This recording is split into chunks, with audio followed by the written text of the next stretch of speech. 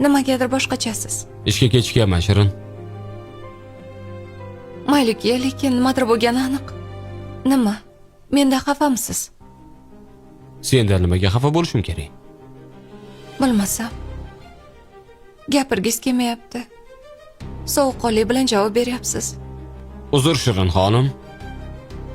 Sizga qanaqa muomala qilish kerak? Nima deganingiz? Yo'q. Sen nima deyapsan, Shirin? Nima xohlaysan o'zi mendan? Nega menga o'zingcha mehribonlik qilyapsan?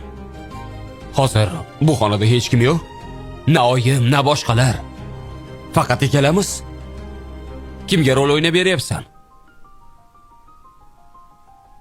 Men rol o'ynayotganim yo'q. Unda nima qilyapsan? Ha, bugun shunchaki kayfiyating yaxshi bo'lsa kerak, a? Hozir tirjayib, hazil-huzur qilib kuzatib qo'yasan. Kechqurun qaytib kelganimda yana xuddi begonalardek qovoq tumshiqib yurasan.